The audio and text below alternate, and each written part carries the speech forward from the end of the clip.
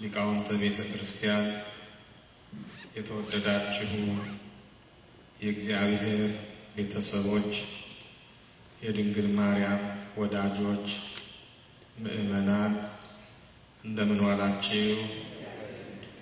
በቸርነቱ የሰበሰበን ቅዱስ ቃሉን የሚያስተምረን ሳይገባን በቅድስናው ስፍራ እንድንገኝ የፈቀደልን እግዚአብሔር አምላካችን የተመሰገነ ይሁን። እንደ እግዚአብሔር ፈቃድ የምንማርበት ርዕስ ጸጋዬን ትቼ አልሄድም በሚል ይሆናል። ከአዳም ጀምሮ ብዙ ሰዎች ጸጋቸውን ትተው ሲኮበልሉ ከጸጋቸው ተለይተው ሲወድቁ ታይቷል። ይህ የሚያመለክተው በጸጋቸው ጸንተው ጸጋቸውን አክብረው መኖር ሲገባቸው በሚያልፈው በሚጠፋው እየተታለሉ ዘላለማዊውን ነገር እንደሚያጎድሉ ነው። ለሰው ልጅ ያልተሰጠው ጸጋ የለም። እግዚአብሔር ንፉግ አይደለምና ቸር ለጋስ ስለሆነ በነፍስም በስጋም የተሰጠን ጸጋ ብዙ ነው። ስለዚህ እንደ እግዚአብሔር ፈቃድ ጸጋዬን ትቼ አልሄድም በሚል የእምነት ቃል እንማማራለን። ለትምህርታችን መነሻ መሰረት የሚሆነን መጽሐፈ መሳፍንት ምዕራፍ 9 ከቁጥር 8 ጀምሮ ያለው ነው። በምሳሌ የተነገረ ትምህርት ነው። በምሳሌ የተላለፈ ምስጢር ነው። ምስጢሩ ትርጉሙ የሰውን ሕይወት ነው የሚያመለክተው። ጌታችንም በወንጌል በምሳሌ ያስተምር እንደነበረ ታውቃላችሁ። ምሳሌውን የተናገረው የጌዴዎን ልጅ ኢዮአታም ነው። የጌዴዎንን ሕይወት የጌዴዎንን ጥሪ ታውቃላችሁ። ጌዴዎን ሰው በጠፋበት ዘመን ሰው ሆኖ የተገኘ ነው። ሰው በጠፋበት ዘመን ስል በምድር ላይ ሰው አልነበረም ማለት አይደለም። ነገር ግን ሰው ሁሉ ሰው አይደለም። ሰው ማለት እግዚአብሔር ኃይሉን የሚገልጥበት ነው።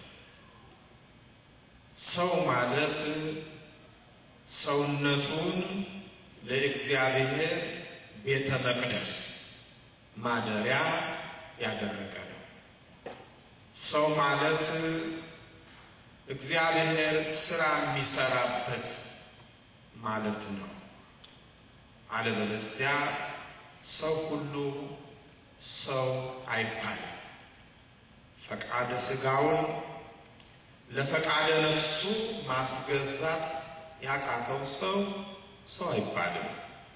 ሃይማኖት ይዞ ምግባር ሰርቶ ያልተገኘ ሰው አይባልም። ንጽሕናን ቅድስናን ገንዘብ ያላደረገ ሰው አይባልም። ነቢየ እግዚአብሔር ዳዊት አእምሮ ያለው ክቡር ሰው እንደሚጠፉ እንስሶች መሰለ ያለው ለዚህ ነው። ሰው ከማዕረጉ ዝቅ ስላለ ከክብሩ ስለተዋረደ የተናገረው ቃል እስራኤል ዘሥጋ በሥጋ እስራኤል የሆኑ በእግዚአብሔር ፊት ክፉ በማድረጋቸው ምን ማለት ነው? የድፍረት ኃጢአት በማብዛታቸው እግዚአብሔር አይፈርድብንም ብለው እግዚአብሔርን ስለደፈሩት በፊቱ ክፉ ሥራ ሰሩ ይላል። በዚህ ጊዜ እግዚአብሔር ለምድያማውያን አሳልፎ ሰጣቸው። 7 ዓመት መከራ ተቀበሉ።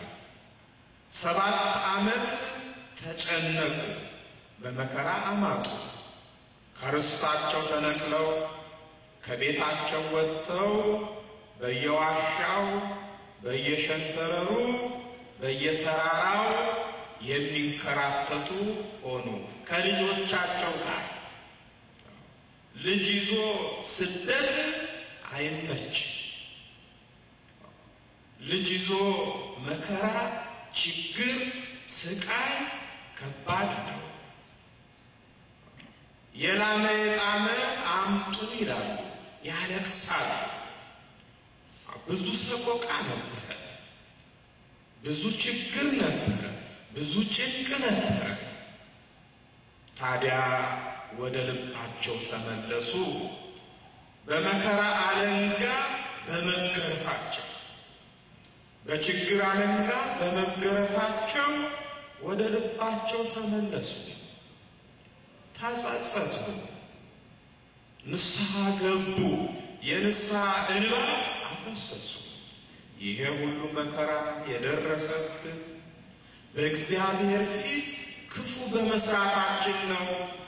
የኃጢአታችን ደሞዝ ነው፣ የበደላችን ዋጋ ነው አሉ።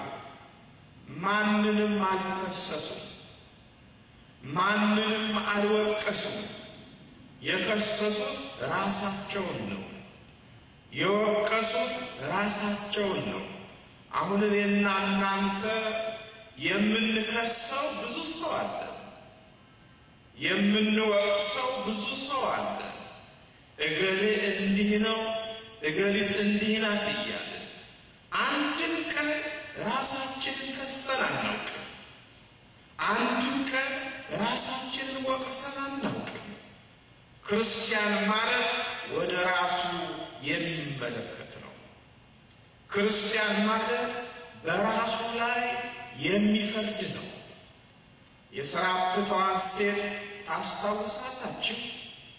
ነቢዩ ኤልያስን በእንግድነት አክብራ የተቀበለች፣ በዚህ ምክንያት በረከት ረድኤት ወደ ቤቷ የገባ ልጇ በሞተባት ጊዜ ምንድን ነው ያለችው? ነቢዩ ኤልያስን አንተ የእግዚአብሔር ሰው ሆይ ኃጢአቴን ዕለት ዕለት ለእግዚአብሔር ነግረህብኝ ልጄን ለመግደል ነው እንዴ ወደ ቤቴ የመጣኸው አለችው። በእኔ ኃጢአት ልጄ ሞተ አለች። በእኔ በደል ልጄ ሞተ አለች። መንፈሳዊነት እንዲህ ነው። እገሌ ኃጢአተኛ ነው፣ እገሊት ኃጢአተኛ ናት ማለት አይደለም። እኔ ኃጢአተኛ ነኝ፣ እኔ በደለኛ ነኝ ማለት ነው። በአዲስ ኪዳንም ታስታውሱ እንደሆነ በማቴዎስ ወንጌል ምዕራፍ 15 ከቁጥር 21 ጀምሮ እንደተጻፈው ከነዓናዊቷ ሴት ልጇ በታመመችባት ሰዓት ወደ ጌታችን ወደ ኢየሱስ ክርስቶስ ሄዳ ነበር። ከኋላው እየተከተለች ጮኸች። ምን እያለች? ልጄን ማርልኝ እያለች ነው? አይደለም። ልጄን አድንልኝ እያለች ነው? አይደለም። ምን እያለች ነው የጮኸችው? የዳዊት ልጅ ሆይ ማረኝ፣ ይቅር በለኝ አለች። ምን ማለቷ ነው? ኃጢአተኛ ነኝ፣ በደለኛ ነኝ፣ በምህረት ዓይኖች ተመልከተኝ ማለቷ ነው። እስቲ እግዚአብሔር ሆይ ማረን እንበለው። እግዚአብሔር ሆይ ይቅር በለን እንበለው። እግዚአብሔር ሆይ ታረቀን እንበለው። ኃጢአታችንን አታስብብን፣ በደላችንን አትቁጠርብን። የኃጢአተኞች ዋና እኔ ነኝ እንበል። ይህን ጊዜ ነው እግዚአብሔር በምህረት ዓይኖቹ የሚመለከተን። የተጨነቁ እስራኤል ዘሥጋ ምንድን ነው ያሉት? ይሄ ሁሉ መከራ የደረሰብን፣ ይሄ ሁሉ ጭንቅ፣ ይሄ ሁሉ ምጥ በእግዚአብሔር ፊት ክፉ በመስራታችን ነው አሉ። እንባቸውን አፈሰሱ። እግዚአብሔር የሚፈልገው ይህንን ብቻ ነው። ዛሬ እኮ ችግሩ ወደ ልቡ የሚመለስ ሰው ጠፋ። የሚጸጸት ሰው ጠፋ። ኃጢአቱን እያሰበ በደሉን እየቆጠረ በእግዚአብሔር ፊት የሚያለቅስ ሰው ጠፋ። እግዚአብሔር የሚፈልገው እጅ መንሻ እንባ ነው። እግዚአብሔር የሚፈልገው መባ እንባ ነው። እግዚአብሔር የሚቀበለው እንባ የት አለ? እግዚአብሔር የሚቀበለው ሐዘን የት አለ? መቼ ነው ልባችን የሚሰበረው? መቼ ነው ልብ የምንገዛው? መቼ ነው የሃይማኖት ሰዎች የምንሆነው? በመምሰል ብቻ አይጸደቅም። መቼ ነው መንፈሳውያን የምንሆነው? መቼ ነው ክርስቲያኖች የምንሆነው? መቼ ነው እንደ እስራኤል ዘሥጋ አንገታችንን እንደ እንግጫ ዝቅ አድርገን ወደ እግዚአብሔር ከልባችን የምንመለሰው? እግዚአብሔር እኮ የሚፈልገው ልባችንን ነው፣ አንደበታችንን አይደለም። በነቢዩ በኢሳይያስ አድሮ ሲወቅስ ይህ ሕዝብ በከንፈሩ ያከብረኛል፣ እግዚኦ እግዚኦ ይለኛል፣ ልቡ ግን ከኔ በጣም የራቀ ነው አለ። በጠቢቡ በሶሎሞን አድሮ ልጄ ሆይ ልብህን ስጠኝ፣ ዓይኖችህ መንገዴን ይውደዱ ነው ያለው እግዚአብሔር። እስራኤል ቢያለቅሱ አዘነላቸው፣ ይበላቸው አላለም እግዚአብሔር። ሰው ነው እንዲህ አይነት ጠባይ ያለው። የተጣላን ሰው ችግር ደርሶበት ተጎሳቅሎ ሲያለቅስ ስናይ ደስ ነው የሚለን። እሰይ አንጀቴ ቅቤ ጠጣ ነው የምንለው። አሁን እኛ ክርስቲያኖች ነን። እግዚአብሔር እንደኛ አይደለም። በኃጢአታችን ምክንያት ጎስቁለን ስናለቅስ ያዝንልናል እግዚአብሔር። ለእስራኤል ዘሥጋ አዘነላቸው። ያንን ሕዝብ የሚያድን የሚታደግ ሰው ፈለገ። ጌዴዎን ተገኘ። አሁን እግዚአብሔር ቢፈልግ ሰው ያገኝ ይሆን?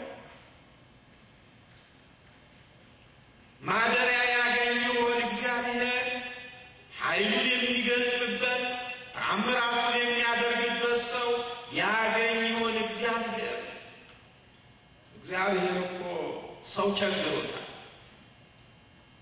በዓለም ሰው ሞልቶ እግዚአብሔር ሰው ቸግሮታል። ያኔስ ጌዲዮንን አገኘ። ጌዲዮን ምን ሲያደርግ ነው የተገኘው?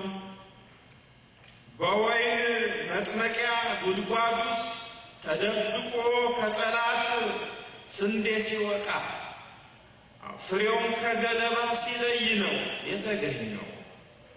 አሁን እኛ ብንፈለግ ስንዴውን ከገለባ ስንለይ እንገኝ ይሆን? ስንዴ የተባለው ጽድቅ ነው፣ ገለባ የተባለው ኃጢአት ነው። ጽድቅና ኃጢአት የተቀላቀለብን ሰዎች ነን። በዚሁ አንደበታችን እውነትን እንናገራለን፣ በዚሁ አንደበታችን ሐሰትን እንናገራለን። በዚሁ አንደበታችን የትህትና ቃል እንናገራለን፣ በዚሁ አንደበታችን የትዕቢት ቃል እንናገራለን። በዚሁ አንደበታችን እንዘምራለን፣ በዚሁ አንደበታችን እንዘምራለን። በዚህ ሕይወታችን ወደ ቤተ እግዚአብሔር እንመጣለን፣ በዚህ ሕይወታችን ወደ ኃጢአት እንወርዳለን። ተደባልቀውብናል ማለት ነው። መለየት አልቻልንም ማለት ነው።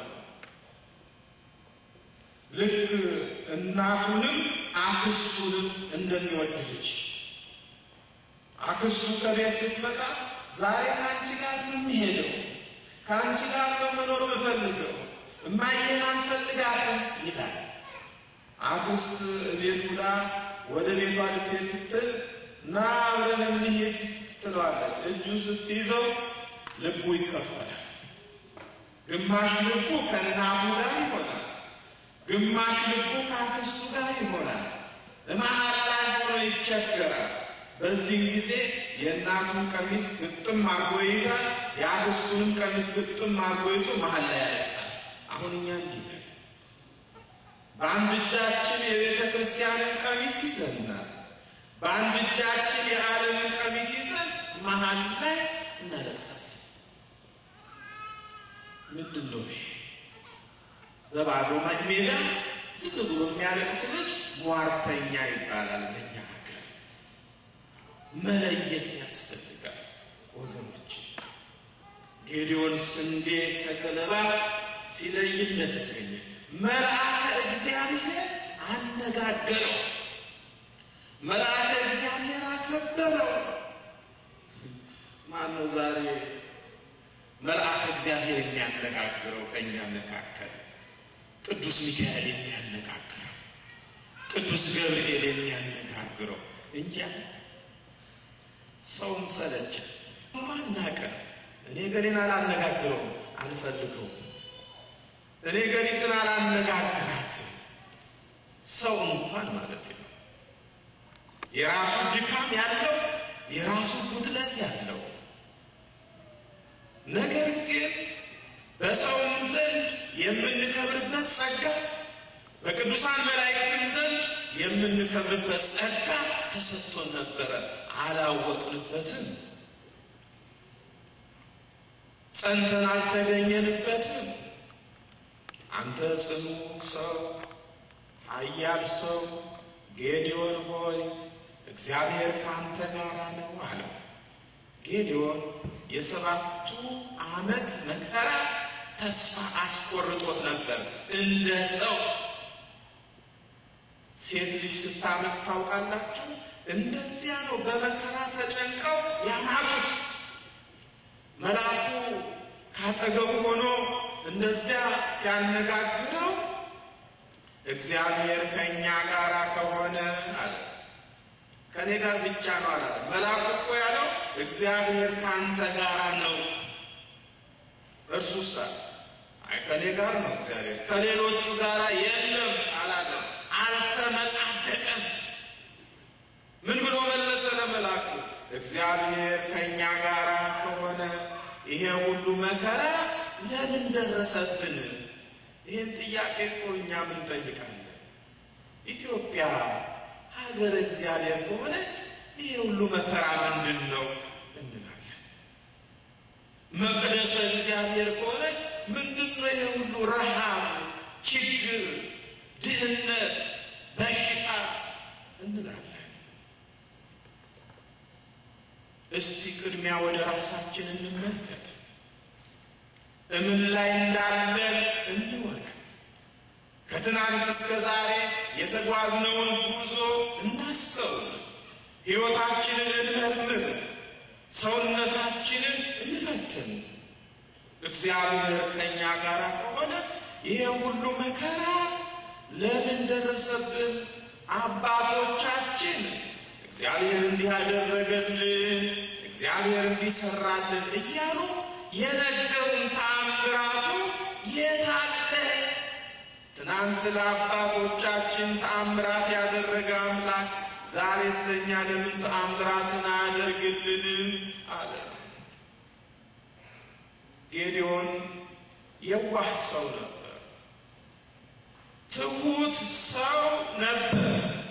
ለዚህ ነው እግዚአብሔር የፈለገው። አነጋገረው እግዚአብሔር፣ ሂድና ሕዝቤን አድን አለ። ከሰው በልጬ ተመረጥኩ አላለም። እኛ እኮ እንኳን እግዚአብሔር ሰው እንኳን ቢመርጠን ኩራታችን መከራ ነው። ሰው እንኳን ቢመርጠን ኩራታችን፣ ትዕቢታችን መከራ ነው። ጌዲዮንን የመረጠ እግዚአብሔር ነው። ሂድ ሕዝቤን አድን አለው። ለሕዝቤ መድኃኒት ሁን፣ ሕዝቤን ታደግ፣ ከወደቀበት አንሳው፣ ከተበተነበት ሰብስበው አለው። እግዚአብሔር ሆይ ይሄን ሕዝብ ማድነው በምኔ ነው አለ። ምን አቅም አለኝ? ምን ጉልበት አለኝ? እኔ እኮ በአባቴ ቤት የሁሉ ትንሽ ነኝ አለ። ደስ አይልም? እኛ ምንለው የሁሉ ትልቅ ነን። ከኔ ጀምሮ ከሰባኪያን ማን ይበልጣል? ቀሲስ ደጀኔ ብትሉኝ እኔ ነው። ሁለተኛስ ማን ይመስላል ካንተ በታች? እኔ ነው። ሶስተኛስ ማን ነው? እኔ። የወርቁንም ሜዳሊያ፣ የብሩንም ሜዳሊያ፣ የነሐሱንም ሜዳሊያ እኔ ልወስደው። ጌዲዮን ግን በአባቴ ቤት የሁሉ ትንሽ ነኝ አለ። እስቲ እንዲህ እንበል፣ በአባታችን በእግዚአብሔር ቤት እኔ ትንሽ ነኝ እንበል። የማልረባው የማልጠቅመው ዋጋ የሌለኝ እኔ ብቻ ነኝ። ከወንድሞቼም አንሳለሁ፣ ከእህቶቼም አንሳለሁ፣ ከእናቶቼም አንሳለሁ፣ ከአባቶቼም አንሳለሁ እንበል። እግዚአብሔር የሚፈልገው ይሄንን ነው። ቅዱስ ዳዊት ልበ አምላክ የተባለ ፍጹም ጸጋ የተሰጠው እግዚአብሔር የመሰከረለት እንደ ልቤ የሆነ ፈቃዴን የሚያደርግልኝ የእሴይን ልጅ ዳዊትን አገኘው ያለው እግዚአብሔር በመዝሙሩ አንሰ እፄ ወአኮ ሰብእ፣ እኔ ትል ነኝ ሰው አይደለሁም ያለው። ይህችን ማን ይበላት?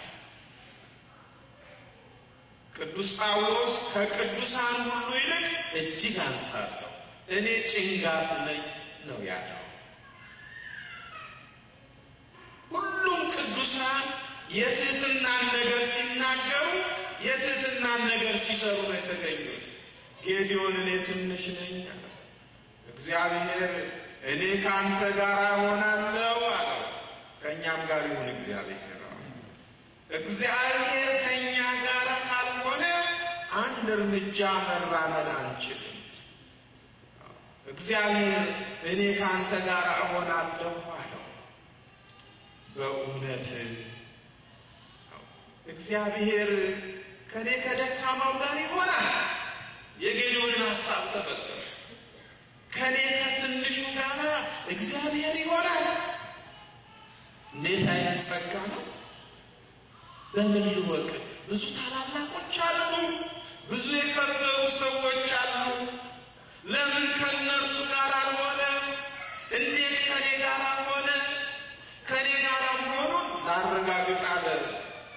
ምልክት ጠየቀ እግዚአብሔር። በእግዚአብሔር ፊት ጸምር ዘረጋ።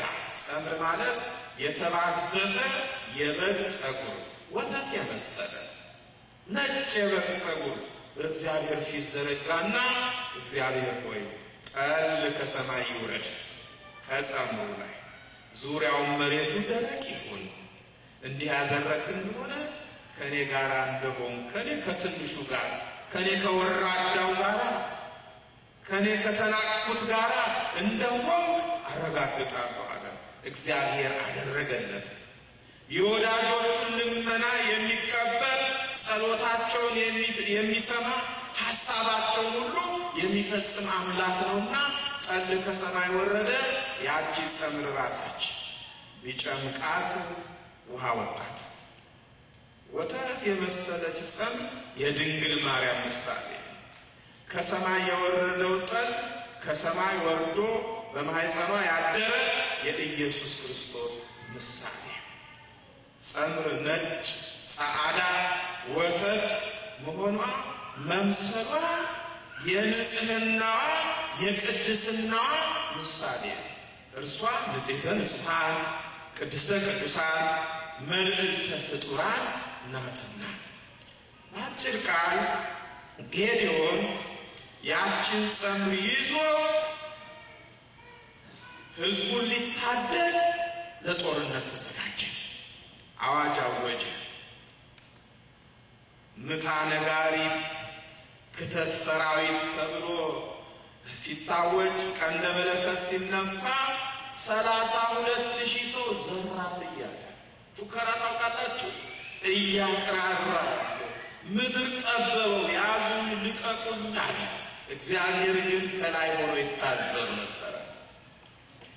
አሁን እኔ እዚህ ቆሜ ሳስተምር ልቤን እያየ እግዚአብሔር ይታዘበኛል። እዚህ ብዙ ሰዎች ተሰብስበናል። ስንቶቻችንን እግዚአብሔር ይታዘበን ይሆን? ውስጣችንን እያየ ሐሳባችንን እያየ ፍላጎታችንን እያየ እግዚአብሔር ልብንና ኩላሊትን ይመረምራል። ልብ ያሰበውን ኩላሊት ያጤሰውን ያውቃል ያለው ለዚህ ነው። ነቢየ እግዚአብሔር ጋር ያን ሁሉ ሰው ይታዘበው ነበረ። እግዚአብሔር ከላይ ሆነና ለወዳጁ መልእክት አስተላለፈ። አንተ ጌዴዎን ሰው ቀንሳ። ምን ብዬ ልቀንስ? የፈራህ ተመለስ ብለህ አውጅ አለ። የፈራህ ተመለስ ብሏል እግዚአብሔር ብሎ ቢያውጅ ስንት ሺህ ፈሪ ተገኘ? 22,000 ፈሪ። እግዚአብሔር ይሰውራችሁ። ከዚህ ጀግና ብላችሁ ቀርባችሁ ጉድ ከመሆን እግዚአብሔር ይሰውራችሁ። መሸሸጊያ ስትፈልጉ ግንባራችሁን አጥፋችሁ ወደ ኋላ ስትመለሱ ከመገኘት እግዚአብሔር ይሰውራችሁ። 22,000 ፈሪ 10,000 ሰው ብቻ ቀረ። አሁን ሰው ቀንስ አለ እግዚአብሔር። በሰው ብዛት ላይ አይመካም እግዚአብሔር። 5 ገበያ ያህል ሕዝብ ተከትሎት ነበረ እኮ። በዚያ ሁሉ አልተመካም እግዚአብሔር። የመረጠው 120 ቤተሰብ ብቻ ነው። በብዛት ላይ አይመካም እግዚአብሔር፣ በጥራት ላይ ነው። ጥራት ያለው ሕይወት ጥራት ያለው ሰውነት ይፈልጋል እግዚአብሔር። እንዴት አድርጌ ልቀንሳለሁ? ወደ ወንዙ ሰዳቸውና እንደ ሰው በእፍኛቸው የሚጠጡትን አስከትል፣ እንደ ውሻ በምላሳቸው የሚጠጡትን መልሳለሁ። ከ10,000 ሰው መካከል ስንት ውሻ ተገኘ መሰላችሁ? 9,700 ሰው ሆኖ እንደ ውሻ ሆኖ ተገኘ። እንደ ሰው ሆኖ የተገኘ 300 ብቻ እንደ ውሻ። ከፋችሁ ነው? ከውሻ ማነስ እኮ አለ የጌታ።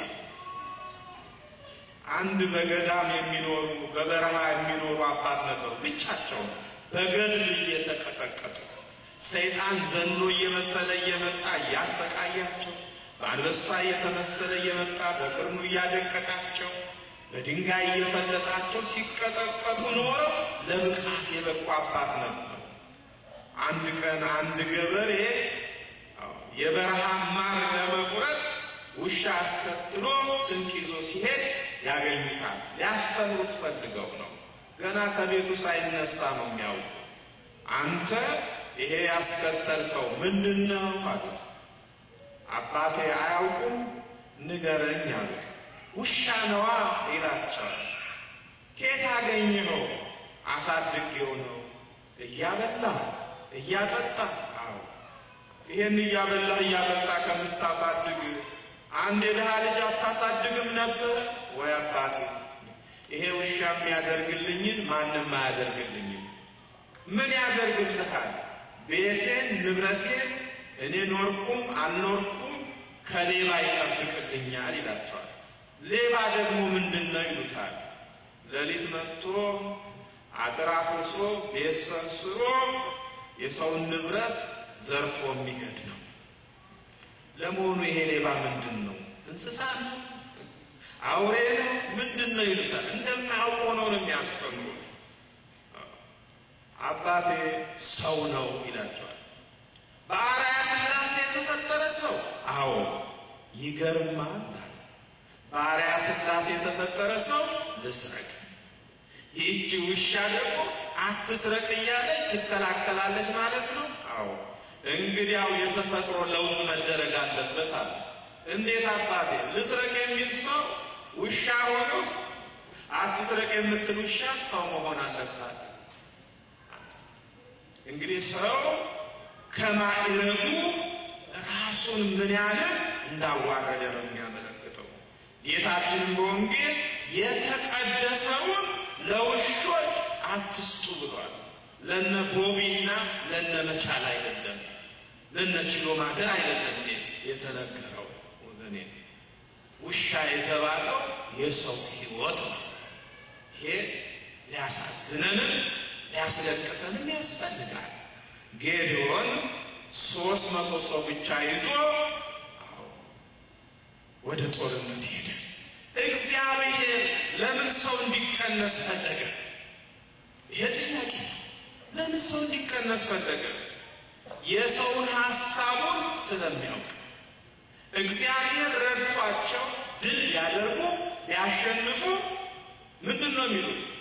በክንዳችን በጉልበታችን በሰራዊታችን ብዛት አሸነፍን ስለሚሉ የእግዚአብሔር ውለታ ስለሚረሱ ሰው እንዲቀነስ የፈለገው ለዚህ ነው። እግዚአብሔር በ300 ሰው ብቻ ምድያማውያንን እንደ አንድ ሰው አድርጎ መታቸው ጌዲዮን። ሕዝቡ ያደንቀው ጀመረ። ጌዲዮን ምን አይነት ጀግና ነው! ጌዲዮን ምን አይነት ወንድ ነው! በምድር ላይ እሱን የሚመስለው የሚተካከለው የለም። እነዚህን ቁጥር የሌላቸውን ጠላቶቹን እንደ ትቢያ በተናቸው እያሉ ሲያመሰግኑት ምንድን ነው ያለው? ሰማችሁ አለ። ይሄ የምታዩት ሰይፍ የጌዲዮን ነው፣ ኃይሉ ግን የእግዚአብሔር ነው አለ። አያችሁ፣ ሰይፉ የማን ነው አለ? የጌዲዮን። ኃይሉ የማን ነው አለ? የእግዚአብሔር። ምን ማለቱ ነው? እኔን አታመስግኑኝ፣ እግዚአብሔርን አመስግኑ። ድል ያደረገ እግዚአብሔር ነው፣ ያሸነፈ እግዚአብሔር ነው። እርሱን አክብሩት፣ እርሱን አመስግኑት ማለቱ ነው። እኛ እኮ ትንሽ ስራ ሰርተን እኛ መወደስ ነው የምንፈልገው፣ እኛ መመስገን ነው የምንፈልገው፣ እኛ መቀደስ ነው የምንፈልገው። ዛሬውም መዝሙር ተደርሶልን እንዲዘመርልን ነው የምንፈልገው። ትንሽ ትልቁ እንዲሰግድልን ነው የምንፈልገው። በትንሽ ነገር መንፈሳዊ ስራ የሚሰራው እግዚአብሔር እንዲመሰገን ነው። በሰው አብሮ የተቀደሰ ስራ የሚሰራ እግዚአብሔር ነውና ለደቀ መዛሙርቱ ምንድን ነው ያላቸው? በማቴዎስ 5 እንደተጻፈው በአንቀጸ ብፁዓን ትምህርቱ እንዳስተማራቸው መልካሙን ስራችሁን አይተው የሰማዩን አባታችሁን እግዚአብሔርን ያመሰግኑ ዘንድ ብርሃናችሁ በሰው ፊት ይብራ። ብርሃን የተባለው በጎ ምግባር ነው። ማን ይመሰገን ዘንድ? የሰማይ አባታችሁ እግዚአብሔር ይመሰገን ዘንድ። መቼም ያ ሕዝብ ከተበተነበት ተሰበሰበ፣ ከቀበሮ ጉድጓድ ውስጥ ወጣ፣ ትቢያውን ከላዩ ላይ አራገፈ፣ ደስ አለው ያ ሕዝብ። ጌዴዎንን ምን አሉት? አንተ ጌዴዎን ከ7 ዓመት ምጥ ነው የገላገልከን፣ ከ7 ዓመት ጭንቅ ነው የገላገልከን። እንኳን የ7 ዓመት ጭንቅ የ7 ሰዓት ጭንቅ ከባድ ነው። ምን ነው በሞት የሚያሰኝ ነው። ምን ነው ባልተፈጠር የሚያሰኝ ነው። አንዳንድ ሰዎች ጭንቅ መቻል እያቃታቸው ራሳቸውን የሚያጠፉባሉ። በገመድ ተንጠልጥለው መርዝ ጠጥተው ከፎቅ ተወርውረው ራሳቸውን የሚያጠፉ ሰዎች አሉ እኮ ትዕግስት እያጡ። ትልቁ የሕይወት መሳሪያ ግን ትዕግስት ነው። ይሄን ልታውቁ ያስፈልጋል። እግዚአብሔርን አንጠራጠረውም። እኛ በወደደው በፈቀደው ሰዓት ያደርግልናል ብለን ነው የምናምነው። ያ ሕዝብ ታዲያ ጌዴዎንን ምን አሉት? አንተ ጌዴዎን ባሮች አድርገህ ግዛን። አይገርምም? ሕይወታቸውን ሰጡት። በቃ ሰውነታቸውን አስረከቡት። አሽከር እንሆናለን አሉት ወንዶቹ። ሴቶቹ ደግሞ ገረድ እንሆናለን አሉት። ነፃነታችንን ስለመለስክልን፣ ሰላማችንን ስለመለስክልን፣ ልጆችህን ከአንተ በኋላ ባሮች አድርገው ይግዙ፣ የልጅ ልጆችህን ባሮች አድርገው ይግዙን አሉት። ስልጣኑን አመቻችተው ሰጡት። ስልጣኑን አስረከቡት። ጌዴዎን ግን ትሁት ነው። ቅድም እንዳየነው በአባቴ ቤት የሁሉ ትንሽ ነኝ የሚል ሰው ነው። ትዕቢተኛ ቢሆን ኖሮ ድሮስ ማን ሊገዛችሁ ትፈልጋላችሁ ነው የሚለው አይደለም እንዴ? የተጋደልኩላችሁ እኔ ነኝ፣ ያዳንኳችሁ እኔ ነኝ፣ እኔ ነኝ እንጂ የምገዛችሁ ማን ሊገዛችሁ ነው ይል ነበር። ግን ያዳናችሁ እግዚአብሔር ነው አለ። ያሸነፈላችሁ እግዚአብሔር ነው አለ። ግዛን ሲሉት ምን አላቸው? ወገኖቼ ስሙ፣ እኔ አልገዛችሁም፣ ልጆቼም አይገዟችሁም፣ የልጅ ልጆቼም አይገዟችሁም፣ የሁላችንም ገዥ እግዚአብሔር ነው አለ። ደስ አይለው? የሁላችንም ጌታ እግዚአብሔር ነው። የሁላችንም ንጉሥ እግዚአብሔር ነው። ሁላችን ለእርሱ ነው የምንገዛው አለ። ስልጣኑን ለማን አስረከበ? ለእግዚአብሔር አስረከበ። ስልጣን ያለን ሰዎች ስልጣናችንን ለእግዚአብሔር ማስረከብ፣ ያን ጊዜ ይባረክልናል፣ ያን ጊዜ ይቀደስልናል። ሀብት ንብረት ያለን ሰዎች ለእግዚአብሔር እናስረክብ፣ ሀብታችን ይባረክልናል፣ ንብረታችን ይባረክልናል። ትዳር ያለን ሰዎች ትዳራችንን፣ ልጆቻችንን ለእግዚአብሔር አሳልፈን እንስጥ፣ ያን ጊዜ ትዳራችን ይባረክልናል፣ ልጆቻችን ሁሉ ይባረኩ። ያለንን ነገር ሕይወታችንን ጭምር ሰውነታችንን ጭምር ለእግዚአብሔር ማስረከብ ያስፈልጋል።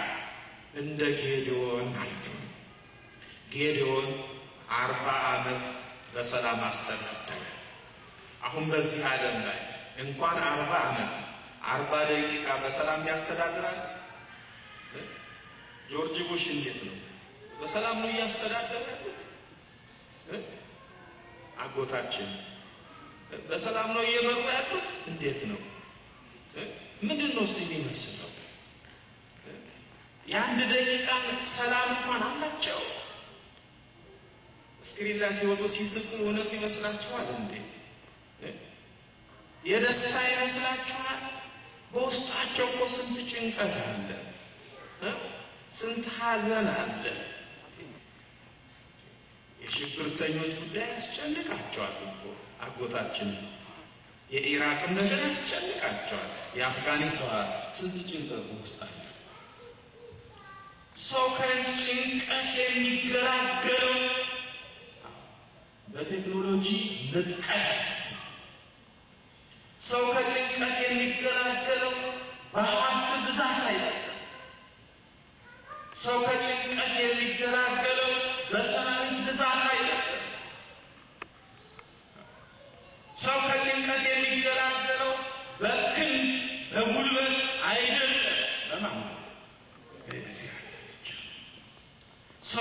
ደስታን ማግኘት ፍጹም ሰላምን ማግኘት የሚችለው በእግዚአብሔር ብቻ ነው።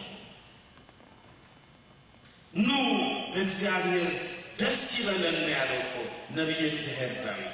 ንጉሥ እኮ ነው፣ ስልጣን አለው፣ ባለጸጋ ነው፣ ሀብታም ነው፣ ባለ ብዙ ሰራዊት ነው። ኑ በእኔ ስልጣን ደስ ይበላችሁ አላለም። ኑ በእኔ ሀብት ደስ ይበላችሁ አላለም። ኑ በእኔ ሰራዊት ደስ ይበላችሁ አላለም። ኑ በእግዚአብሔር ደስ ይበለን ያለው።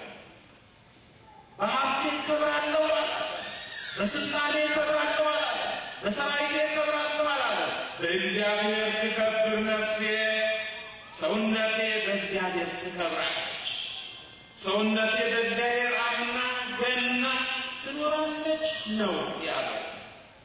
ከጌዲዮን ሕይወት የምንማረው ነው። 40 ዓመት ገዛ፣ 40 ዓመት አስተዳደረ። ሞት አይቀርም፣ አረፍተ ዘመን ገታ ሞተ።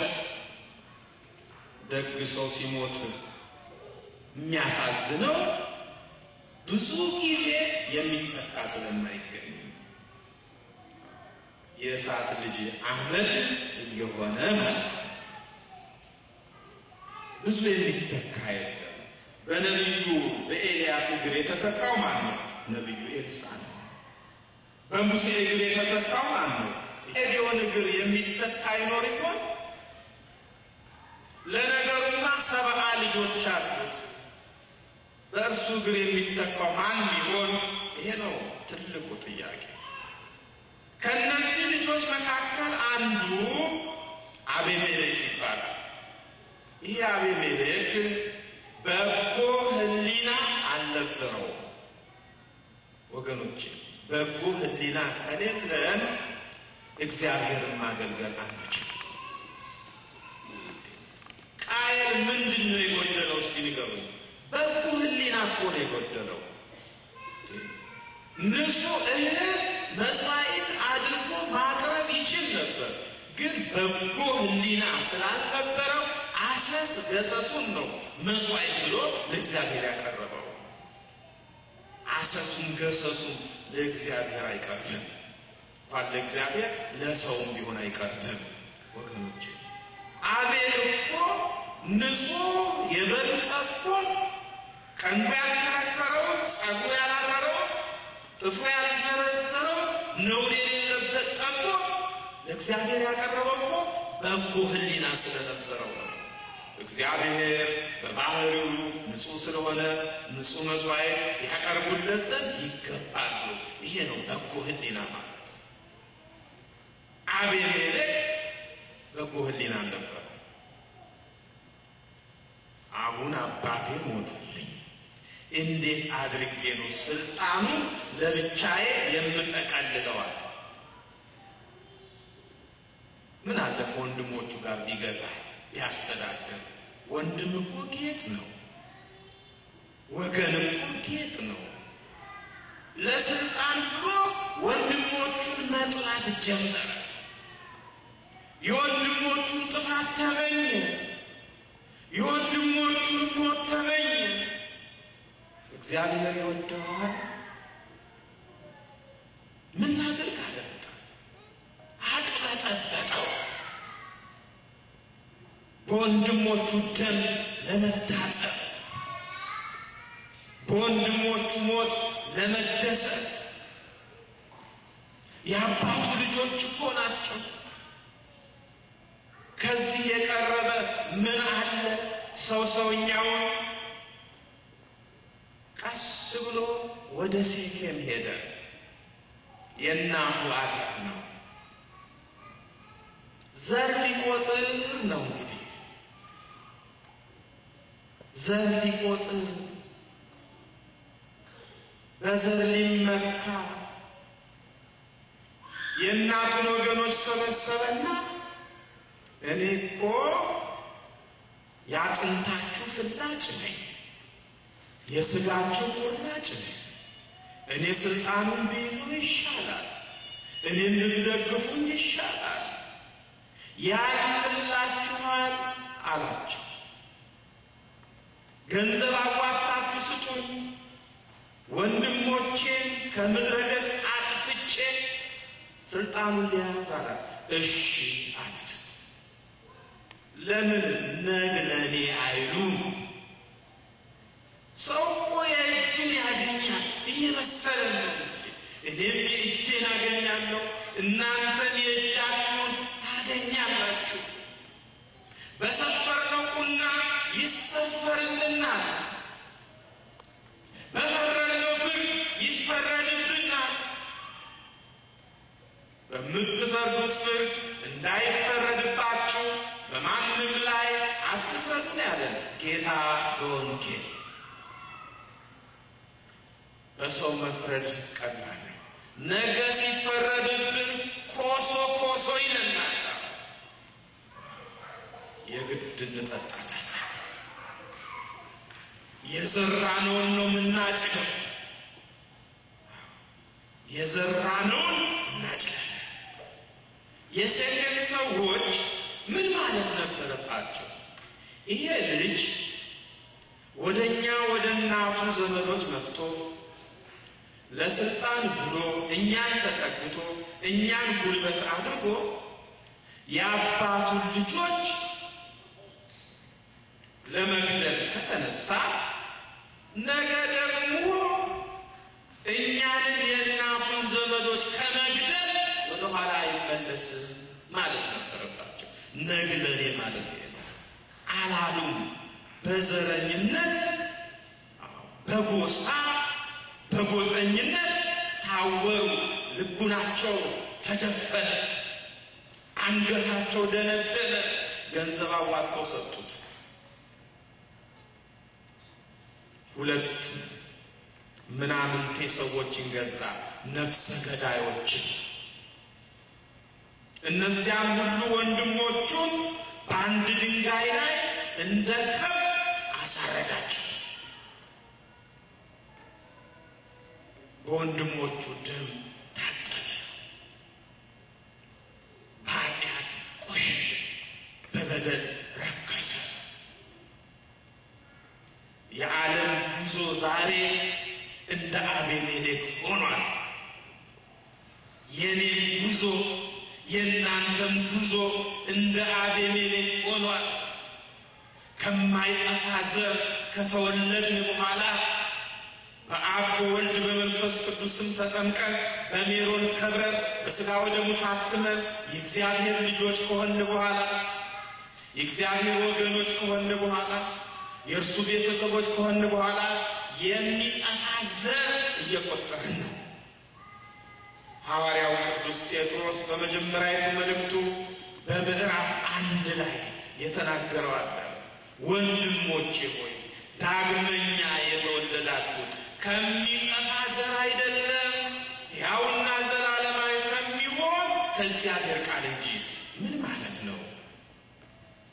ጌታ በሕያው ቃሉ እንደተናገረ፣ ጌታ በዘላለማዊ ቃሉ እንደተናገረ ያመነ የተጠመቀ ይድናል ባለው መሰረት ዳግመኛ ተወልዳችኋል። ሰው ከውሃና ከመንፈስ ካልተወለደ በቀር ወደ እግዚአብሔር መንግሥት ሊገባ አይችልም ተብሎ በሕያው ቃሉ በተነገረው መሰረት ዳግመኛ ተወልዳችኋል። በጥምቀት መንፈሳዊ ልደት ከእግዚአብሔር አባታችሁ እግዚአብሔር ነው። እናታችሁ ቤተ ክርስቲያን ናት። እናታችሁ ድንግል ማርያም ናት። የአንድ አባት የአንድ እናት ልጆች ነን። ወንድማማቾች ነን፣ እህታማማቾች ነን። ለምንድን ነው የምንገፋፋው? ለምንድን ነው የምንነካከሰው? የአዳም ሔዋን ልጆች አይደለንም እንዴ? ዘር ቆጠራ ወደ ሴኬም ሄደ። ይሄ ችግር ዛሬ አለ። ሁላችንም ዘረኝነትን እናወግዛለን። ውሸት በጉያችን ይዘነው በጉያችን ይዘነው በውስጣችን ይዘነው። እኔ አማርኛ ተናጋሪ ነኝ ለብቻዬ፣ እኔ ትግርኛ ተናጋሪ ነኝ ለብቻዬ፣ እኔ ኦሮምኛ ተናጋሪ ነኝ ለብቻዬ፣ እኔ ጉራጌኛ ተናጋሪ ነኝ ለብቻዬ። ያዋጣል። የዘረኝነት መንገድ ያዋጣል ወይ? መቆሚያ አለው ወይ? አቤል የገደለው ማን ነው? ቃየል አይደለም? ዘሩ ስላልሆነ ነው? ጎሳው ስላልሆነ ነው? የአባቱ ልጅ አይደለም? የእናቱ ልጅ አይደለም? ናውሃን ጠጣ ብሎ ባጎነበሰበት በድንጋይ ቀልጦ የገደለው?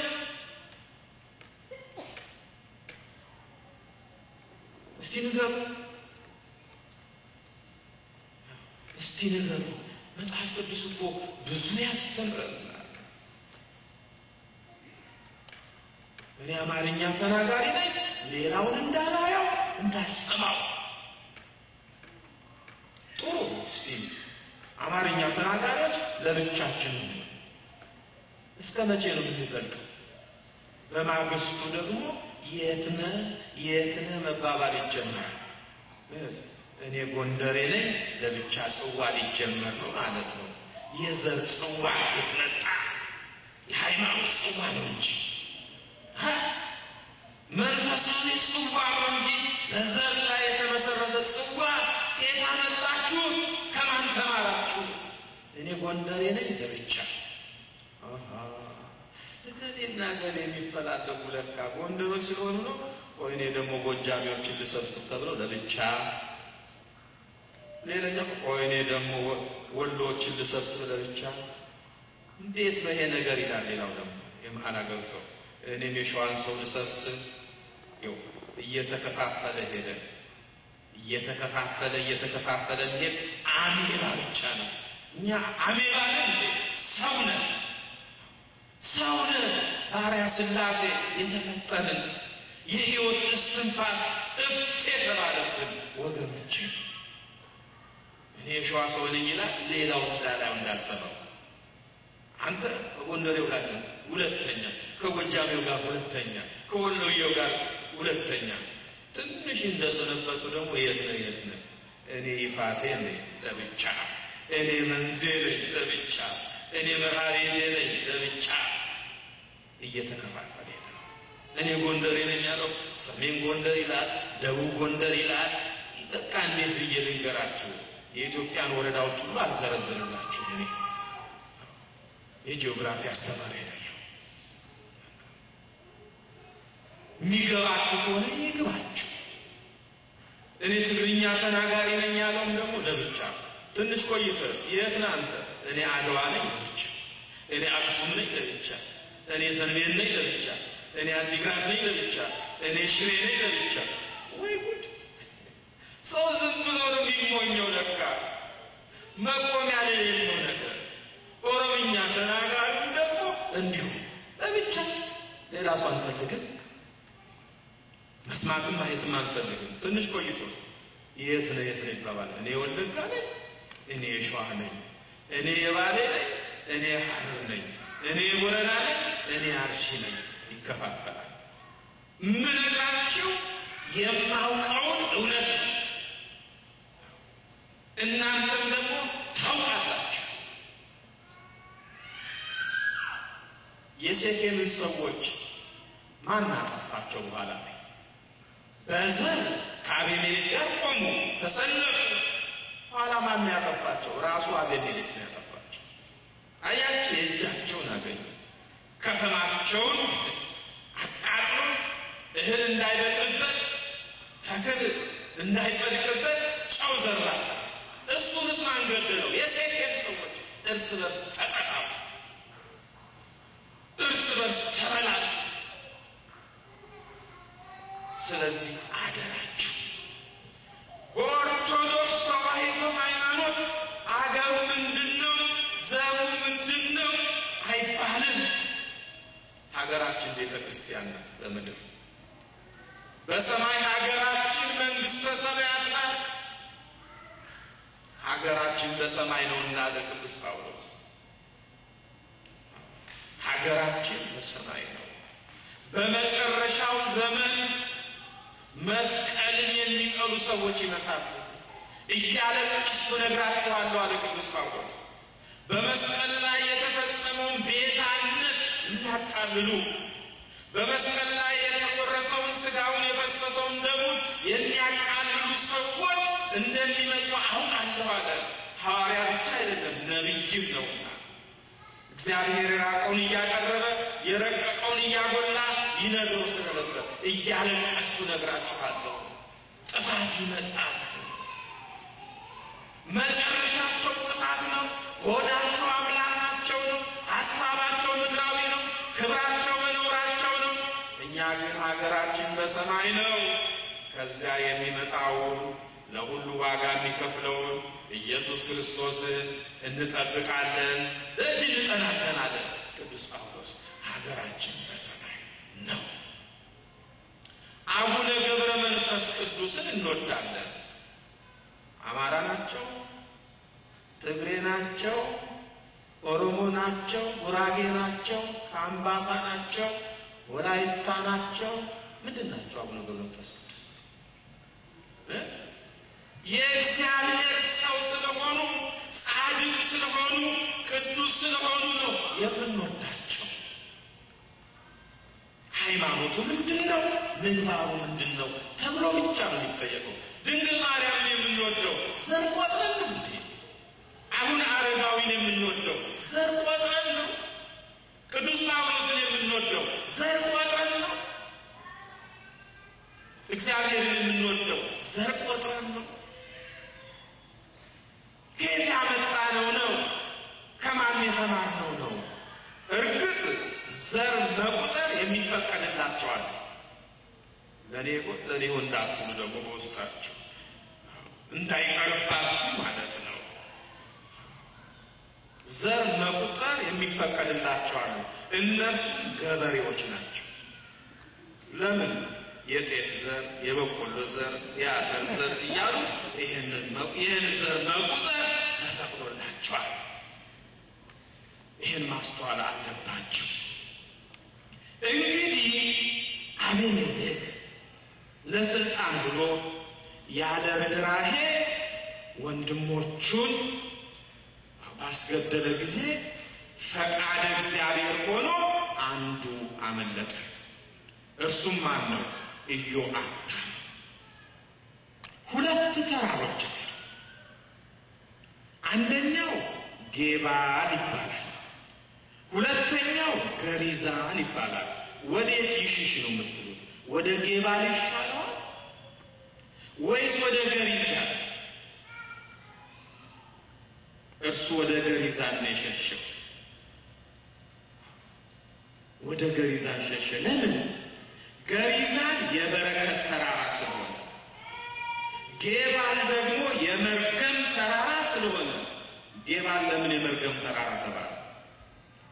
ገሪዛን ለምን የበረከት ተራራ ተባለ?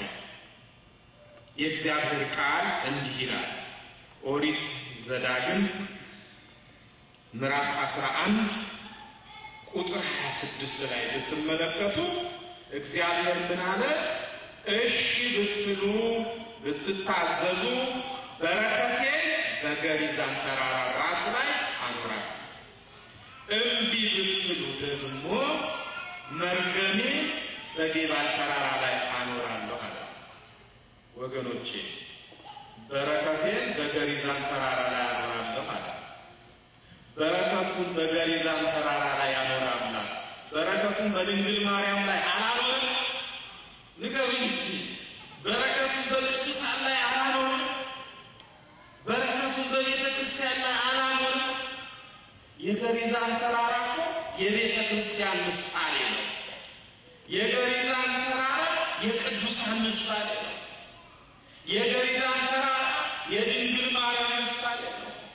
የገሪዛን ተራራ የመንግሥተ ሰማያት ምሳሌ ነው። ለዚህ ነው ኢዮአታም ወደ ገሪዛን ተራራ የሸሸው። እናንተም ወደ ገሪዛን ተራራ ሸሽታችሁ አምልጣችሁ መጥታችኋልና ደስ ይበላችሁ። ቤተ ክርስቲያን የገሪዛን ተራራ ናትና፣ ድንግል ማርያም የገሪዛን ተራራ ናትና፣ ወንጌል የገሪዛን ተራራ ናትና ከገሪዛን ተራራ ራስ ላይ እንዳትወርዱ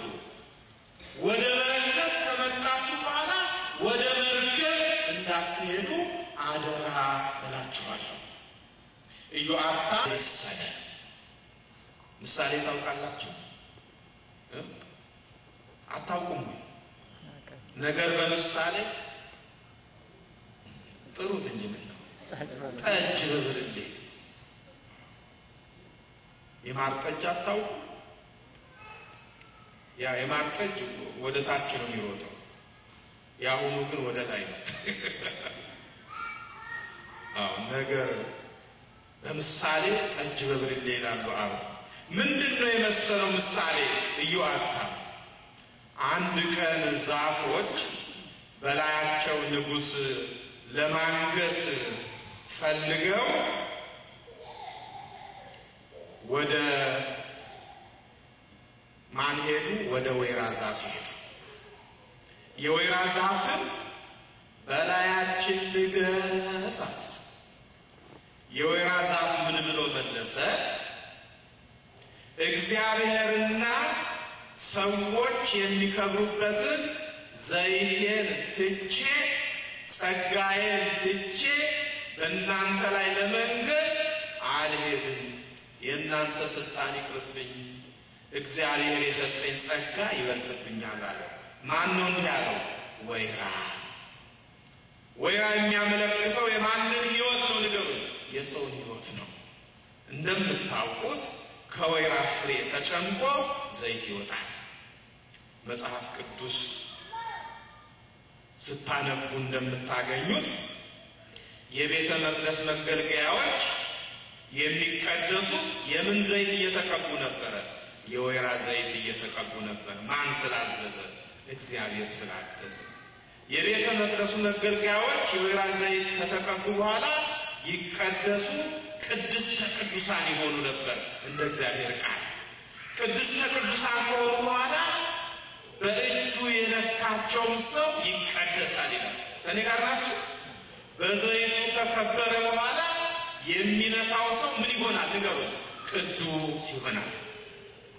አንድ ቤተ ክርስቲያን ከተሰራ በኋላ ዝም ተብሎ አይገባበትም አይደል እንዴ?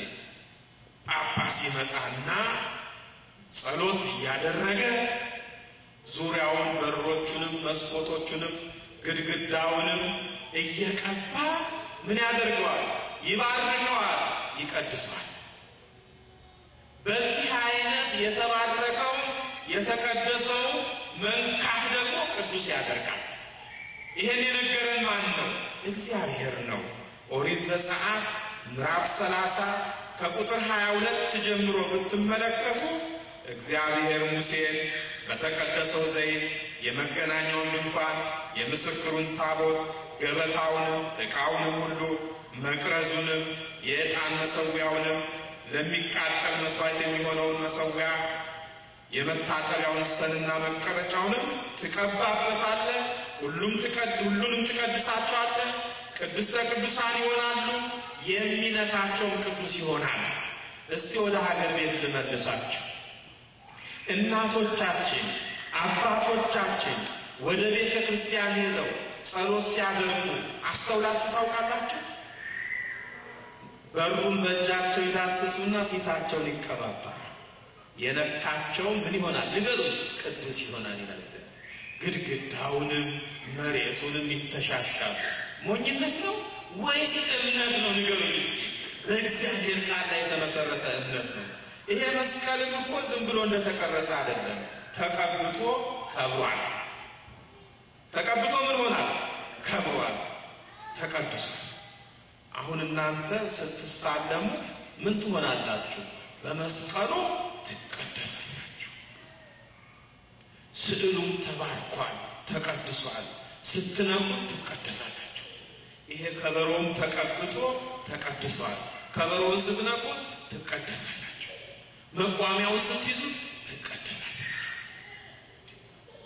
በረከት እኮ በቀላሉ እንድናገኝ ነው የተደረገ። ታቦቱም ተቀብቶ ተቀድሷል። እሱን ግን መንካት አትችሉም። የማን ስልጣን ብቻ ነው? የካህኑ ስልጣን ብቻ ነው።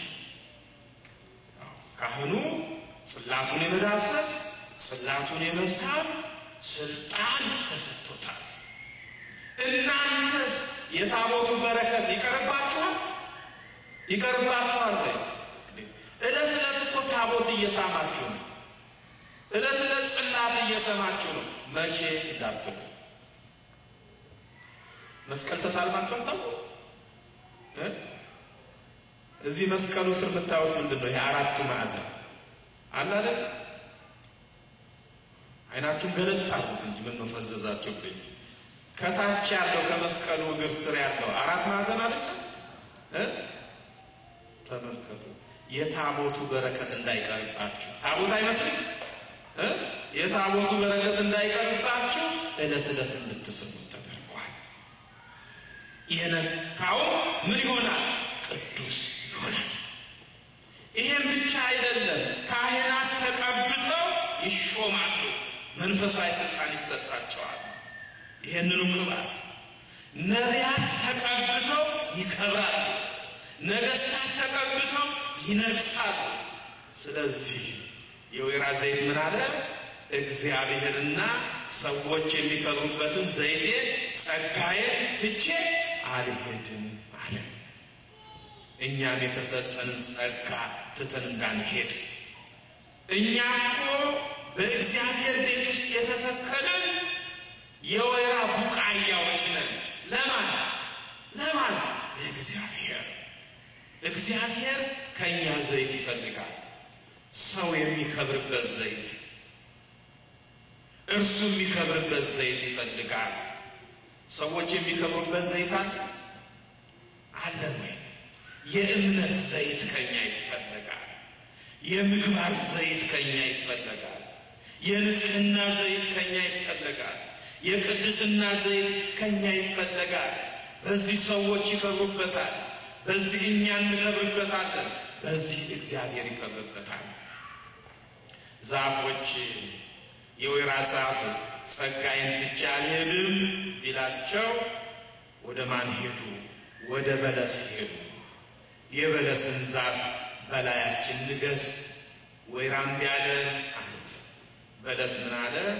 መልካምነቴንና ጣፋጭ ፍሬን ትቼ አልሄድም ማለት ነው። ጸጋዬን ትቼ አልሄድም ማለት። እኛስ መልካምነት ያለን በለሶች ነን? ጣዕም ያለው ፍሬ ያለን በለሶች ነን? ወይስ መልካምነት ይጎድለናል? ጣዕም ይጎድለናል? ምንድነው ጣዕም ያሳጣል? ሕይወታችንን ጣዕም ያሳጣው ምንድን ነው? ሕይወታችን መልካም እንዳይሆን ያደረገው ምንድን ነው? የሁላችንም ሕይወት ኃጢአት አመረረው፣ በደል አመረረው። ከጸጋችን ተለይተን ወድቀናል። እግዚአብሔር ደግሞ እንደወደቅን እንድንቀር አይፈልግም፣ እንድንነሳ ይፈልጋል። ተሰብረን እንድንቀር አይፈልግም፣ እንድንጠገን ይፈልጋል እግዚአብሔር። ዛፎች ሶስተኛ ወደ ወይን ሐረግ ሄዱ። የወይን ሐረግን በላያችን ንገስ አሉት። ምን አላቸው? እግዚአብሔርና ሰዎች ደስ የሚሰኙበትን የወይን ጠጄን ጣዕም ያለውን ትቼ አልሄድም አለ። ጸጋዬን ትቼ አልሄድም አለ። ተመልከቱ፣ ዛሬ ደሙ የሚሰጠን በወይን አምሳል አይደለም? ወይኑ ተለውጦ ደመ መለኮት ይሆናል። ህብስቱ ተለውጦ ስጋ መለኮት ይሆናል። የቆረብነው የምንቆርበው የክርስቶስን ስጋና ደም ነው። በዕለተ ዓርብ በመስቀል ላይ የተፈተተው ይሄ ነው ሃይማኖታችን። ብዙ ምስጢር አለው የወይን ሐረግ ነገር፣ ዘርዝሬ የምጨርሰው አይደለም። ብቻ ጸጋዬን ትቼ አልሄድም። ቤተ ክርስቲያን ምን ትባላለች? አጸደ ወይን ትባላለች ቤተ ክርስቲያን። ምን ማለት ነው? የወይን አትክልት ስፍራ ማለት ነው። ቤተ ክርስቲያን ለምንድነው የወይን አትክልት ስፍራ የተባለችው? እኔና እናንተ የወይን አትክልቶች ስለሆን የወይን አትክልቶች አድርጎ የተከለን ማን ነው? የወይን አትክልቱ ጌታ እግዚአብሔር። ወንዶቹ በ40 ቀናችን ተተከሉ፣ ሴቶቹ በ80 ቀናቸው ተተከሉ። የወይን ሐረግ አድርጎ ተከለን። ታዲያ ዘለላችን የታለ? ፍሬያችን የታለ ማለት ያስፈልጋል ሁሉ ጊዜ። በመጨረሻ ዛፎቹ ወደ ማን ሄደው ይሆን? ወይራም እንዲህ አለ፣ ትክክል ነው፣ ጸጋው ይበልጥበታል። በለስም እንዲህ አለ፣ ትክክል ነው፣ ጸጋው ይበልጥበታል። የወይን ሐረግም እንዲህ አለ፣ ትክክል ነው፣ ጸጋው ይበልጥበታል። ከሰው ስጦታ ንገሩ፣ የእግዚአብሔር ስጦታ ወደ እሾህ ሄዱ። እሾህ ታውቃላችሁ? እሾህ ታውቃላችሁ ወይ? ወደ እሾህ ሄዱ። በላያችን ንገስ አሉት እሾህን። ካመጣሽ ማርያም ታምጣሽ እንዲሉ እሾህ ምን አለ? በእውነት እኔን በላያችሁ ላይ ታነግሱኝ እንደሆነ ኑ ከጥላዬ በታች ተጠጓል። ወይ ግሩም! ምን ጥላ አለው እሾህ? እሾህ ቢጠጉት የሚያስጠጋ ነው። አንድ አባባል እኮ አለ፣ ከአጋም የተጠጋ ቁልቋል ንገሩ ሲያለቅስ ይኖራል። ኑ ተጠጉኝ አለ። ሊያስጠጋቸው ነው፣ ሊወጋቸው፣ ሊያቆስላቸው፣ ሊያደማቸው። እሾህ ጥላ የለውም። እምቢ ካላችሁ ደግሞ አለ፣ ግዳጅ አመጣ ደግሞ፣ እምቢ ካላችሁ ደግሞ ከእሾህ እሳት ይውጣ፣ የሊባኖስን ዝግባ ያቃጥላል። ወይ ግሩ! የማይረባው የሚረባውን ሊያጠፋ፣ የማይጠቅመው የሚጠቅመውን ሊያጠፋ ከእሾህ እሳት ይውጣ፣ የሊባኖስን ዝግባ ያቃጥል። የሊባኖስ ዝግባ ለአዕዋፋት መስፈሪያ ነው፣ ለእንስሳት ጥላ ነው፣ ለሰው ጥላ ነው። ቢቆረጥ እንኳን ቤተ መንግስት ይሰራበታል፣ ቤተ መቅደስ ይሰራበታል። ከእሾህ ምን ይሰራል? ከእሾህ ቤተ መቅደስ ይሰራል? ከእሾህ ቤተ መንግስት ይሰራል? እሾህ ጥላ ይሆናል፣ እሾህ መስፈሪያ ይሆናል። ከእሾህ እሳት ይውጣ፣ የሊባኖስን ዝግባ ያቃጥል አላቸው። ታዲያ እኛ ማነን? እኔና እናንተ ማነን? የወይራ ዛፍ ሐሰት፣ የበለስ ዛፍ ሐሰት፣ የወይን ሐረግ ሐሰት ሆነን አልተገኘም። እንድንሆን ተፈቅዶልን ነበር፣ ሆነን አልተገኘም። ወይስ እሾሆች ነን? እስቲ ዘመኑን ተመልከቱት። ባል በሚስቱ እሾህ አቁስሏታል፣ ሁልጊዜ በነገር ይወጋታል፣ ይተከትካታል፣ ያቆስላታል። እያለች ነው የምትኖረው። እግዚአብሔር ጭስ ማውጫ ሰርቶልን ቢሆን ኖሮ ሁላችንም ላይ ቡል እያለ እንደ ኤሌክትሪክ ጭስ ይወጣ ነበረ። ሚስት ለባሏ እሾህ በነገር ትወገዋለች፣ ታቆስለዋለች። ወንድም ለወንድሙ እሾህ፣ ወገን ለወገኑ እሾህ፣ እኔ ለእናንተ እሾህ፣ እናንተ ለእኔ እሾህ። ይህ ህይወት ነው መለወጥ ያለበት። ይህ ህይወት ነው መስተካከል ያለበት። በጸጋችን ብንኖር ይሻለናል። ወልድ ዋሕድ የምትል ሃይማኖታችን ጸጋ እግዚአብሔር ናት። እርሷን ትተን አንሄድም። ድንግል ማርያም ጸጋ እግዚአብሔር ናት፣ ያው ምልዕተ ጸጋ። ቅዱስ ገብርኤል ምንድን ነው ያላት? ተፈሥሒ ፍሥሕት ኦ ምልዕተ ጸጋ እግዚአብሔር ምስሌኪ። ምልዕተ ጸጋ ሆይ፣ ምልዕተ ክብር ሆይ፣ በነቢያት ትንቢት በመላእክት አገልግሎት ደስ ያለሽ፣ ደስታ ይገባሻል፣ ደስ ይበልሽ ነው እኮ ያላት ምልዕተ ጸጋ። እርሷን ትተን አንሄድም እንበል። ቅዱሳን ለእኛ የተሰጡ የእግዚአብሔር ጸጋዎች ናቸው። መታሰቢያቸውን በማድረግ ብቻ ዛሬ ተክለ ሃይማኖት ነው፣ ዛሬ ገብረ መንፈስ ቅዱስ ነው፣ ዛሬ አረጋዊ ነው በማለት በረከት እናፍሳለን።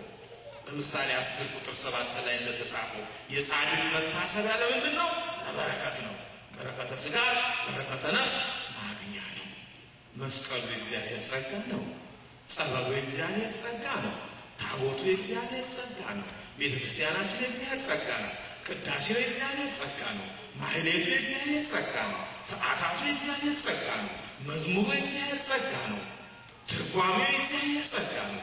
ምስጢሩ የእግዚአብሔር ጸጋ ነው። ይህንን ጸጋ ትተን አንሄድም እንበል።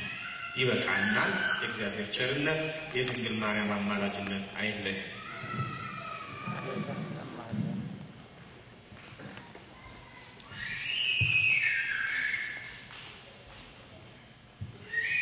በመምህራችን ላይ ያለው ያስተማረን የመከረን ልዑል አምላካችን እግዚአብሔር የተመሰገነ ይሁን። ለመምህራችን ቃልዎትን ያሰማልን፣ ቃልዎትን ያሰማልን፣ ቃልዎትን ያሰማልን። እግዚአብሔር አምላክ ዕድሜና ጤናን ይስጥልን። አባታችን አገልግሎታቸውን እግዚአብሔር አምላክ ይቀበልልን። እነሆ ቅዱስ የሆነውን ቃል እግዚአብሔር በመምህራችን ላይ አድሮ አስተምሮናል፣ መክሮናል። በቅዱስ ቃሉ መስዋዕትነት ደግሞ ራሳችንን ልንመለከት ያስፈልጋል። ራሳችንን ደግሞ ልንቀይር ያስፈልጋል። እግዚአብሔር አምላክ ስለነበረን ጊዜ ሁሉ የተመችነው ሸፈሽ አምላክ ባንቺ መቼም አላፍርም። ስምሽን ጠርቼ እጽናናለሁ፣ ሐዘኔን ባንቺ እረሳለሁ። ስልቤን አድርገሽ ሸፈሽው አምላክ ባንቺ መቼም አላፍርም። ስምሽን ጠርቼ እጽናናለሁ፣ ሐዘኔን ባንቺ እረሳለሁ። ነውር አለብኝ ብዙ ስድብ፣ አንጀት የሚልጥ ልብ የሚያቆስል፣ ስሜን ለውጠው ሲያንቋሽሹኝ ባዘን በለቅሶ ድንግል መጣሁኝ። እንደ ሐና ሆኜ ከቤተ መቅደስ በመረረ ሐዘን ነውር የማለቅስ፣ ፍረጅልኝና ልመለስ ከቤቴ፣ ሐዘኔ በደስታ ለውጭው እናቴ። በግራ በቀኝ ጠላት ሲከበኝ አብዝቼ ጮኻለሁ፣ እናቴ ስሚኝ። ስሜን አርቀሽ ልቤን ሸፈንሽው፣ አምላክ ባንቺ መቼም አላፍርም። ስምሽን ጠርቼ እጽናናለሁ፣ ሐዘኔን ባንቺ እረሳለሁ። መከራው በዝቶ ግራ ገብቶኛል፣ ድምፅሽን ልስማ ያረጋጋኛል። የሰው ሕይወቱ ብርቱ ሆኖብኛል፣ ደስታና ሐዘን የማይለየው በእጃችን መግባት ሲሉ ጠላቶቼ፣ አመለጥኳቸው ስምሽን ጠርቼ። ሰው የዘራውን ያንኑ ያጭዳል፣ በቆፈረው ጉድጓድ ራሱ ይገባል። እናቴ እመቤቴ ብዬ ስጠራሽ ከመከራ ሁሉ ታወጪኛለሽ።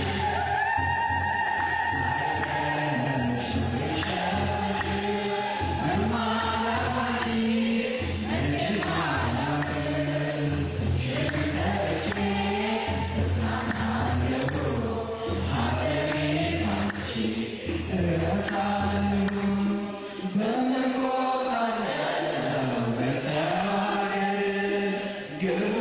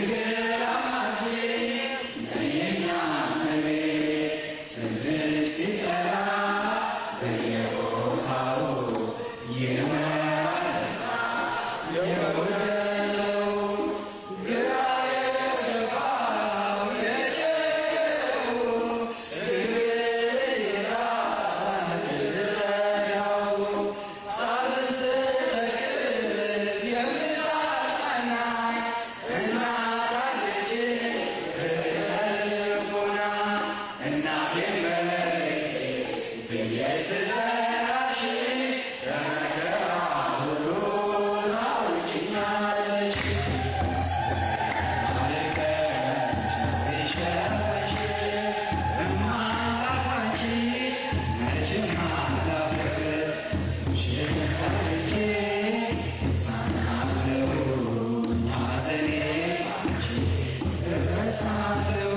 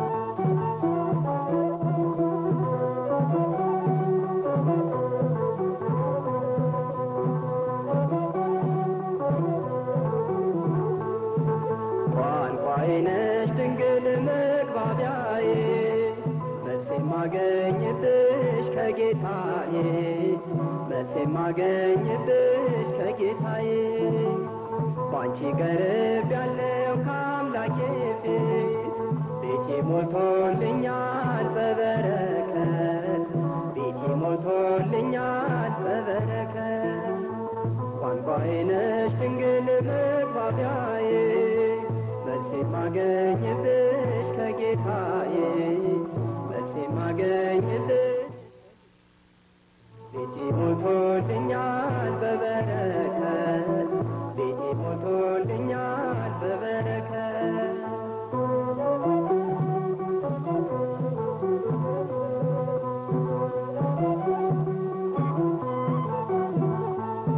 በምን ስራዬ ነው በፊት የቆምኩት መቼ